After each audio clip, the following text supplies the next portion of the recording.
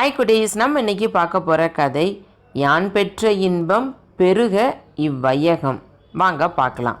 பாலைவனத்தில் பயணம் செஞ்சிட்ருக்கிற ஒருத்தருக்கு கொண்டு வந்த தண்ணீரும் காலியாக போகுது. அவர் போக வேண்டிய தூரமும் அதிகம். குடிக்க தண்ணீர் இல்லாமல் மயங்கி விழுகிற நிலைக்கு வந்துடுறாரு. இந்த பாலைவனத்திலேயே தாகத்தால் உயிரை விட போகிறோமோ அப்படின்னு நினச்சிட்டு இருக்கும்போது தூரத்தில் ஒரு குடிசை போல் ஏதோ ஒன்று தெரியுது. தட்டு மாதிரி அங்கே போய் பார்க்குறாரு. அங்கே ஆட்கள் யாருமே இல்லை. ஒரு கையால் அடித்து இயங்கும் பம்பு செட்டும் பக்கத்தில் ஒரு ஜக்கில் தண்ணீரும் இருக்குது. ஒரு அட்டையில் யாரோ எழுதி வச்சுட்டு போயிருக்காங்க. ஜக்கில் உள்ள தண்ணீரை அந்த பம்பு செட்டில் ஊற்றி அடித்தா தண்ணீர் வரும். குடிச்சிட்டு மறுபடியும் ஜக்கில் தண்ணீரை நிரப்பி வைத்து விட்டு செல்லவும் அப்படின்னு எழுதியிருக்கு. அந்த பம்பு செட்டை பார்க்குறாரு. பார்க்குறதுக்கு ரொம்ப பழசாக இருக்குது. அதில் தண்ணீர் ஊற்றுனா தண்ணீர் இயங்குமா, தண்ணீர் வருமா அப்படிங்கிறது அவருக்கு சந்தேகமாக இருக்குது.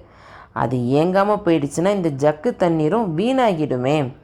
அதுக்கு பதிலாக அந்த தண்ணீரை குடிச்சிட்டோம்னா தாகமும் தனியும், உயிர் பிழைக்கிறதுக்கும் வாய்ப்பு இருக்குது அப்படின்னு அந்த பயணி யோசிக்கிறாரு.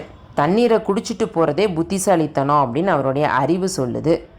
ஒரு வேளை அதில் எழுதியிருக்கிறது மாதிரி அந்த பம்பு இயங்குறதா இருந்து அது இயங்க தேவையான அந்த ஜக்கு தண்ணீரை நம்ம குடிச்சிட்டோம் அப்படின்னா அது பெரிய பாவம் தானே அப்படின்னு அவருடைய இதயம் சொல்லுது. இனி தன்னை போல தாகத்தோடு வர்றவங்களுக்கு இது பயன்படாமலே போயிருமே, அதுக்கு நம்ம காரணமாயிருவோமே அப்படின்னு அவருடைய மனசாட்சி எச்சரிக்குது. அவர் அதுக்கு மேலே யோசிக்கலை. ஆனது ஆகட்டும் அப்படின்னு அந்த பம்பில் அந்த தண்ணீரை ஊற்றிட்டு அதை அடித்து இயக்க ஆரம்பிக்கிறாரு. தண்ணீரும் வர ஆரம்பிக்குது. தாகம் தீர வேண்டிய அளவு தண்ணீரை குடிச்சிட்டு அந்த ஜக்கில் நீரை நிரப்பி வைக்கிறாரு. அந்த ஜக்கை அந்த இடத்துல வைக்கும்போது அவருடைய மனசு நிறைஞ்சிருந்தது. ஹாய் குடேஸ், உங்களுக்கு இந்த கதை பிடிச்சிருந்ததா? இந்த கதையில் வர்ற மாதிரி நம்ம வாழ்க்கையிலையுமே ஒரு அவசர காலத்தில் நமக்கு தேவைப்படுற சில விஷயங்கள் அடுத்தவங்களுக்கும் அதே மாதிரி பயன்படும்படி நம்ம உதவி செய்யணும். எந்த நன்மையுமே நம்மளுடைய நின்றுறாது, அடுத்தவங்களுக்கும் தேவைப்படும் அப்படிங்கிறத நம்ம உணர்ந்து செயல்படணும்.